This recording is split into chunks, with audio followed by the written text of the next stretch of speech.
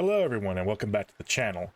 For today's video we'll be going over the Path of Solitude challenges for the Bidoof line, Starly line, and Shinx line. If you are new to the channel or this series, I want to inform you of the added restrictions I'll be using when doing the Path of Solitude challenge. Number 1. All Pokemon used must be the alpha of that Pokemon if possible. This means Pokemon such as legendaries and mythicals, which do not have alpha forms, will just be their normal form. Number 2. All Pokemon used will be max grit in all stats.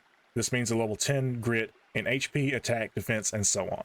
And number 3, to add extra difficulty, we'll be attempting the challenge at the level of our opponent. This is so we can approximate at what the lowest possible level the battle can be won. The one addendum to this rule is that some alphas are caught above their opponent's level, meaning some Pokemon are over-leveled. Okay, with the specifics out of the way, let's get into the nitty-gritty. So first off, we have the Bidoof line. Bidoof's opponent is a level 50 Eevee that knows only Quick Attack and Baby Doll Eyes. It also only has grit invested in HP, defense, and speed, with HP and defense having 7 and speed 5. Eevee is actually 9-way tied for the lowest level opponent for all Path of Solitude challenges, and in my opinion, one of the easiest battles. Unfortunately, I leveled up Bidoof too high, but I believe we can see that even with the inferior attacks, we could easily beat our opponent at their level.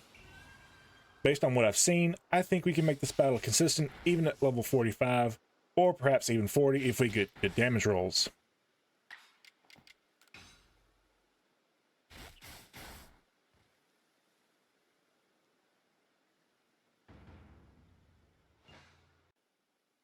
As with Bidoof, I unintentionally leveled up Bibarel to level 89, but as you will see from this battle, with this level 60 Luxray, it doesn't really make a difference. The Luxray's moveset consists of Quick Attack, Thunder Shock, Thunder Wave, and Crunch. As for grit investment, it has 10 in HP and 5 for both defense and speed. Realistically, we really shouldn't have any difficulty with this fight, especially if you teach your Pokemon Bulldoze and powerful stab moves. If you stick with the Sword Dance Bulldoze combo, it should be fairly simple to take out Luxray at level 60, perhaps even lower. But I would be concerned with paralysis from either T-Wave or the 30% chance coming from Thunder Shock. Next, we'll move on to the Starly line. Starting with Starly, of course. Starly line faces the Murkrow line. Starly's Murkrow is level 70 with 3 moves: Gust, Nasty Plot, and Roost. It has 10 grit invested in HP, defense, and speed, with only 5 in special attack. To keep my tradition alive, I again level Starly up too much. Luckily though, it shouldn't be too much of a hassle to take Murkrow on at level 70, even with Starly's limited moveset. As long as you have Roost and its powerful stab moves with Air Slash, Aerial Waves, and perhaps Giga Impact if you need it, you should have a pretty easy time battling Murkrow. My one concern would be it stalling out with Roost and making the battle more tedious than necessary. But again, it shouldn't be an issue. Just like with Starly, Staravia also faces a Murkrow, with a slight difference being it has Air Slash instead of Gust, and grit invested in all stats, with HP, defense, and speed being 10, and attack, special defense, and special attack being 5.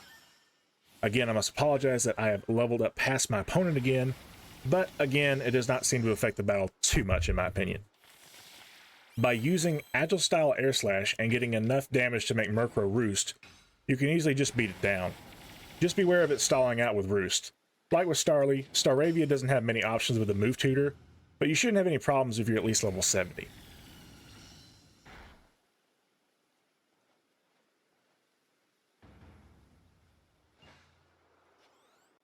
Last for the line is Staraptor versus Honchkrow. Honchkrow is 10 levels lower than its predecessors at level 60. Again, it only knows 3 moves, but this time it includes Snarl, Icy Wind for some reason, and Roost. As for its grit level, it has 9 in HP and 5 in both defense and speed. For this battle, I actually really tried to have the same level as my opponent, but I misread the level 70, so I'm 10 levels higher than I should be. Regardless, as with its 2 pre-evolutions, Staraptor easily would handle Honchkrow at the same level. I would say probably consistently at level 55 or 50, as long as you do enough damage on the first move to have it use Roost, and then be able to take it out with either 2 close combats, or 1 close combat and another stab move. Now we have the Shinx line, which will face the Rhyhorn line. Shinx faces off with a level 70 Rhyhorn that knows Stealth Rock, Tackle, Rock Smash. It has 10 grit and HP, defense and speed, with 5 in special attack. When I first saw this matchup, I was very concerned that Shinx could pull this battle off near level 70. But with its combination of Snarl, Ice Fang, and Crunch, this battle becomes decently easy. It also helps that Rhyhorn doesn't know any super effective ground moves. From my battles, it seems Rhyhorn will focus on using Stealth Rock against Shinx each turn. I don't know why this is, it could just be an AI quirk. By utilizing Snarl to lower its attack and then using Ice Fang or Crunch to whittle him down, then you consistently beat him anywhere between level 70 and level 78. Next up is Luxio facing off against Rhydon. Rhydon is level 70 with the same grit levels as Rhyhorn, and learns all the same moves as Rhyhorn with the addition of Fire Fang. Not sure why it has this move other than perhaps the chance to burn and lower your attack, which actually happens in this fight. The strategy for Rhyhorn is the same as Shinx.